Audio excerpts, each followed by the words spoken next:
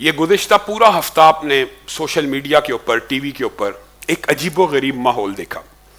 بڑے بڑے سمجھدار اینکرز، بڑے بڑے سمجھدار جن کو انسان بظاہر بڑا عقل مند محسوس کرتا ہے، ان کے سامنے لوگ بیٹھے ہوئے ہیں کس قبیل کے، یہ جی کارڈ سے کل کا حال بتاتے ہیں، یہ جی علم نجوم کے ماہر ہیں، یہ جی آسٹروپامسٹ ہیں، یہ جی اسٹرولوجی کے ماہر ہیں.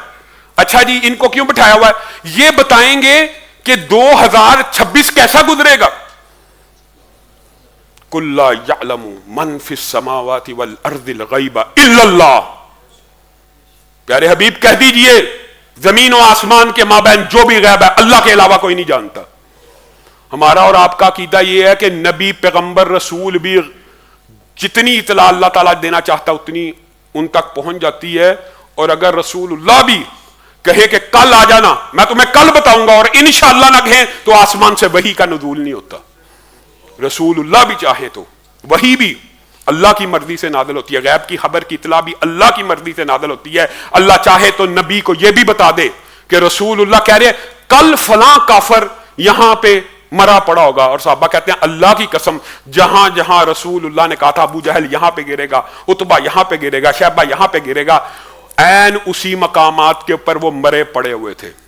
اور اگر چاہے تو اونٹ کے نیچے ماں عائشہ کا ہار پڑا ہو پتہ نہ لگے، پاؤں کے نیچے گندگی لگی ہو تو پتہ نہ چلے. میں اور آپ نبیوں کے بارے میں ذرا غور کرنا بڑی اہم بات ہے.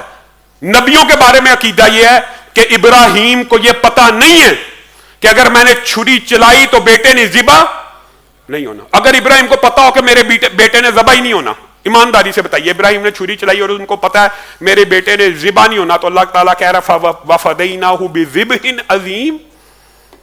ابراہیم نے ایسی قربانی کی ہے کہ رہتی دنیا تک قیامت تک اس کی سنت کو زندہ کر دوں گا.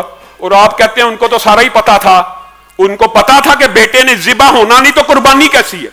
ان کو پتا ہے کہ میں نے آگ میں جلنا ہی نہیں تو وہ آگ میں جل جانا اللہ کے لیے وہ کیسی قربانی ہے. ہمارا عقیدہ یہ ہے کہ نبی کو بھی نہیں پتا، اور تمہارا عقیدہ یہ ہے یہ جوہلا، یہ بے دین، یہ کاہن، یہ علم نجوم کے ماہر یہ 2026 کا سارا حال بتا دیں گے. اللہ کے لیے معاشرے کو کس کی طرف لے کے جا رہے ہو؟ رسول اللہ صلی اللہ علیہ وسلم نے فرمایا، صحیح حدیث ہے، جو علم نجوم کہانت کے اوپر ایمان لے کے آ گیا اس نے میں محمد صلی اللہ علیہ وسلم کی شریعت کا انکار کیا، اور اس کے لیے سزا یہ ہے کہ یہ 40 دن نماز پڑھے گا اور اس کی نماز کو 40 دن اس کے نامہ اعمال سے کاٹ دیا جائے گا، ڈیلیٹ کر دی جائے گی. یہ نہیں ہے کہ نماز نہیں پڑھنی، نماز اس کے اوپر پھر بھی فرض ہے. وہ 40 دن کی نمازوں کی پلنٹی ہے. جس نے ایک مرتبہ یہ کہا کہ یار آپ نے جو بات کہی تھی وہ سچ ہو گئی، یہ صرف یہ کہنا اگرچہ سچی ہی کیوں نہ ہوگی ہو. انسان تکے لگاتا ہے، 100 میں سے ایک تکا صحیح ہو جاتا ہے، 10 میں سے 5 باتیں. تجزیہ کرنا، مستقبل بینی، حالات و واقعات کا جائزہ لے کر اندازہ لگانا، یہ اسلام میں جائز اور درست ہے.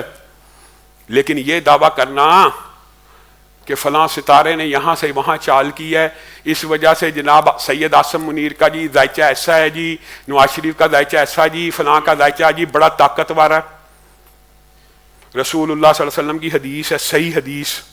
آج رات بارش ہوئی اور کن لوگوں کے اوپر ہوئی تھی؟ اصحاب رسول کے اوپر. اور کچھ لوگ کافر ہو گئے اور کچھ لوگ پکے مومن ہو گئے. اللہ کے رسول ایک بارش سے کافر ہو گئے، صحیح حدیث.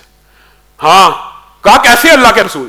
کہا جنہوں نے کہا فلاں ستارے کی حرکت کی وجہ سے بارش ہوئی، وہ رسول اللہ صلی اللہ علیہ وسلم کی شریعت کا انکار کر بیٹھے اور کافر ہو گئے اور ستارے کے اوپر ایمان لے آئے. اور جنہوں نے کہا ستاروں کی حرکتوں کی وجہ سے بارش نہیں ہوتی بلکہ ستارے بھی کس کے حکم سے حرکت کرتے ہیں؟ اللہ کے حکم سے حرکت کرتے ہیں، وہ پکے مومن ہو گئے اور ان کا ایمان پختہ ہو گیا. اور بھائی ستارے نے حرکت کی ہے اور ستاروں کو چلانے والا کون ہے؟ جو ان علم نجوم اور کہانت. یاد رکھیے گا کاہن ایک ایسا شخص ہوتا ہے جس کا جن کرین اس سے ہم کلام ہوتا ہے، گفتگو کرتا ہے. وہ بدبخت ماضی کی بات تو بتا سکتا ہے کہ آپ گھر سے یہ کھا کے آئے ہیں کیونکہ اس کے جن نے بتا دیا یہ گھر سے یہ کھا کے آئے. اس کاہن جو ماضی کی خبر کسی حد تک بتا بھی دیتا ہے، رسول اللہ صلی اللہ علیہ وسلم نے اس کے بارے میں بھی کہا جو کہانت کے اوپر ایمان لے کے آیا اس نے میں محمد کی شریعت کا انکار کر دیا.